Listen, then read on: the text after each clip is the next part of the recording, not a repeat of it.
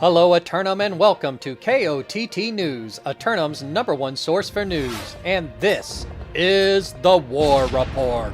Dynamic changes in the history of Eternum last night as the Marauders of Yig Dodgers capture the master fishing port town of Reekwater. And the Covenant forces of Crown Royale march up to the Monarch's Bluff and force the recognition of their new and improved crown.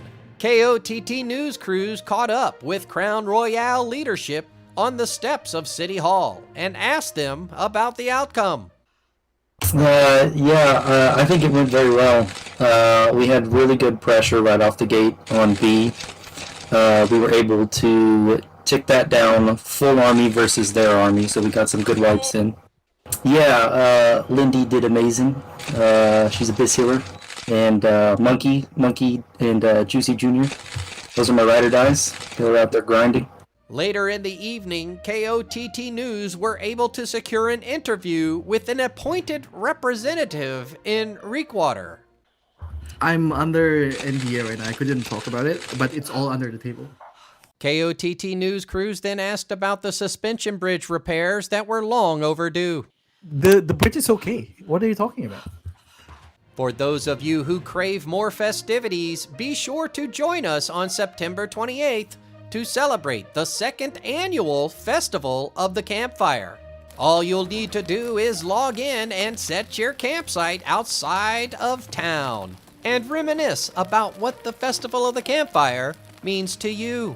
Breaking news, the Reekwater Overpass Bridge collapses overnight. We go now to JC live on the scene. JC?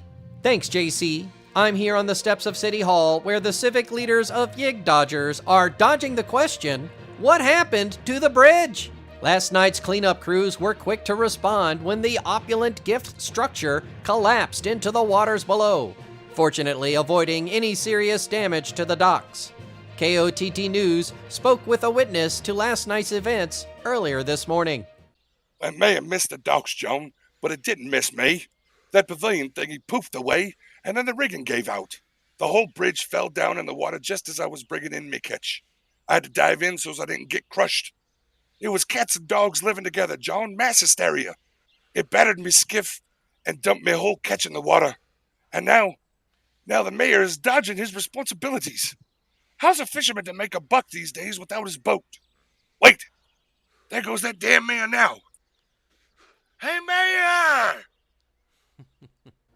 We have submitted an interview request with city leaders and await their response. We'll bring you more on this story as it develops. JC, thanks JC, turning to the weather, and once again, the sun up, the sun across, the sun down, leading to a 30% chance of corruption invasion descending from the mountains into the island. 2 submissions for simulated fantasy combat resolution tonight, brought to you by LARPco. Remember, if it isn't LARPco, it's cardboard. Up first, the Zealots of Homunconda assault the syndicate forces of Lords of Hotan for control of the northernmost region of Morningdale. The newcomers of Homunconda make their official debut in the history books by attempting to acquire their holy region near the northern Death Wall. The Lords of Hotan stand firm in their resolve to hold the forward observation post in order to ensure early warning against any future mega-corruption storms. Then, the Marauders of Nirvana Clap Healers attack the Covenant forces of Trapchat for control of the bear-infested deep forests of Brightwood. Nirvana's unique strike force, consisting of their best sustain, prepare to zerg the keep through drawn-out fights, a strategy which benefits those who make fewer mistakes. As for the forces of Trapchat, their rapid response zerg counter is equally impressive, and long sustain on 50/50s is well within their wheelhouse. Be sure to tune in for complete coverage and reactions from the citizens tonight at 11. Until then, this has been War Correspondent JChalant, KOTT News.